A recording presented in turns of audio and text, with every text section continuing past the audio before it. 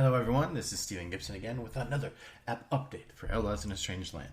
And today I have a bunch of things to share. It's been quite a while. It's been probably 2 or more months since I sent out an update. And the reason is I have been just working hard on it. The app had become too large for people to install via a simple APK for people on older phones. So I had to work on getting the app on Google Play, which successfully I accomplished. Google Play allows you to distribute the app in a way that allows older systems with low memory to circumvent that and get it installed. So, there's an alpha test going on now on Google Play. People I invite can just download the app from Google Play, and it'll automatically update when I push new fixes and updates, which is fantastic. And the offer still stands. If anyone wants to alpha test the game and tinker with it, just send me a message. I also needed to update from Unity 2017 to Unity 2019 because I had started running into problems because I was working off of a JavaScript based language with my LDC Unity plugin. So and there were some other issues. I couldn't get it on Google Play until I updated Unity to be able to produce builds for 64-bit architectures. And Unity 2017 couldn't do that properly. So it was this whole thing where I was just having to update everything. And updating Unity and your plugins and all that is a nightmare. And it is very tricky. And it breaks a lot of stuff. You can see like her hair, like things just come out different or things are broken in the console. I've managed to fix everything and get it working. So now Outlaws should be good to go into the future and keep on updating, which is great. So I'm now on a C# scripting language for everything, which is great. So that was a big deal, upgrading everything. I've also added 2 new creatures, Chupacabra and Peyote Scorpion from Grimslingers. And I've been asked this question a few times. I'm trying to bring as much from Grimslingers and that over to Outlaws because they happen in the same place. And there's no need to do all new art because I only have so much time.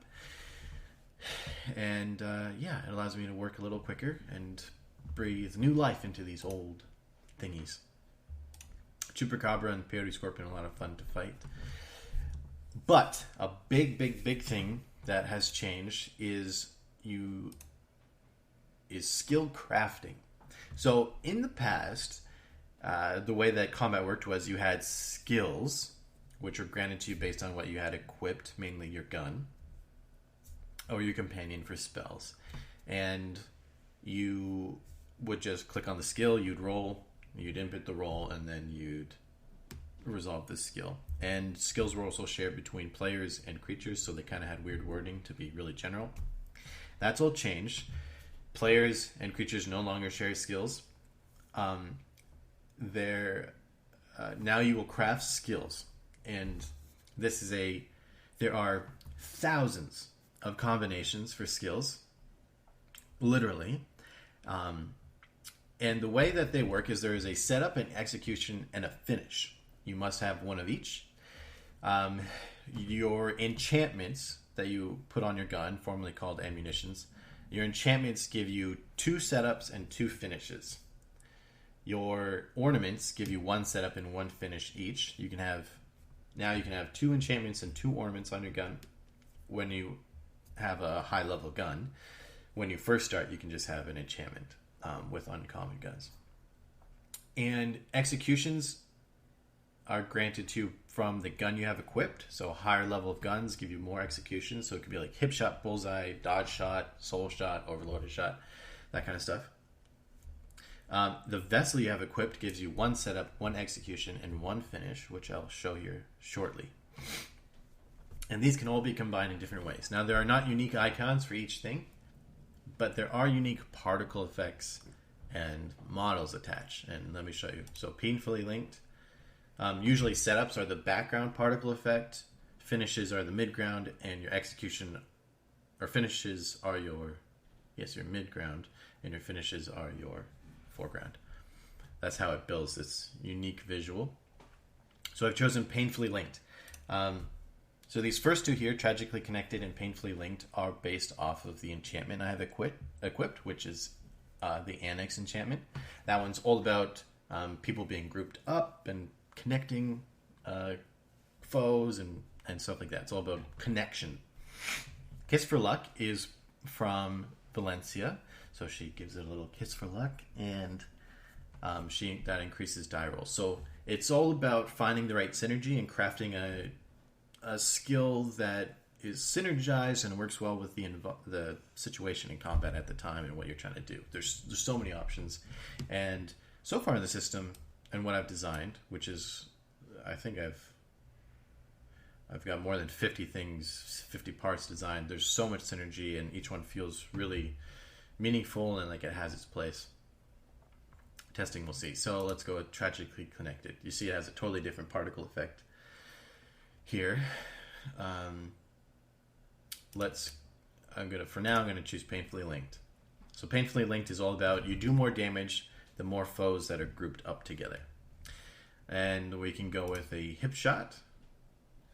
So that has its own unique little visual. So let me just show you quickly. That's hip shot. But we can also, like, there's dodge shot, soul shot, piercing shot. Nice. Fan the Hammer's pretty cool. And there are other ones too, of course. So let's turn our hip shot back on, and now we have to choose so that's our execution. Now we have to choose our finish. So Dangerous Benefits. If you are near foes, you gain Empowered, which makes you stronger next turn. Multitudinous Invigoration means the more people you hit, the more adventure resources you get back, which are what you use to spend to increase your chances and perform different things.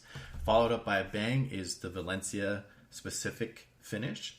So she pulls out her gun and does a little quick shot, and that one uses Vitality to accomplish. Just does some little extra damage. So let's go with Dangerous Benefits. So we're using we've built a Painfully Linked hip shot of Dangerous Benefits. And these buttons here are wrong. They're going to be continue and previous, but I haven't built that part yet. So then it builds the skill. A Painfully Linked hip shot of Dangerous Benefits. Equip blast from the hip in the hopes of a deadly outcome. Pick a target within range 3, that's based on the gun you have equipped, and remember to take note of the resistances and conditions. So part 1 is your setup. Your execution now does electric damage. Also, if your target is in the same environment column as another foe or adjacent to, add 1d6 damage. Do 1d12 if 2 foes, and 1d20 if 3 or more foes. It should say added to your execution. So then my execution, I roll 1d20 for every 2 mystery I deduct after I roll, add 1 to the outcome. This is very similar to what it was previously, except for the outcomes are a little more simplified. So you either miss, you hit. This number is based off of the weapon you have equipped. And 20, same as above, but add extra damage. So there's always kind of a hit, miss, and then a critical hit. And then if you're in the same combat column as a foe or foes, gain Empower times 1 for each. So this one is, so my execution would now do electric damage. So instead of 4 kinetic, I'm doing 4 electric. And if my target is near other targets, other foes, I will gain a damage boost to this damage right here. If I rolled a 20, I would be getting another damage boost.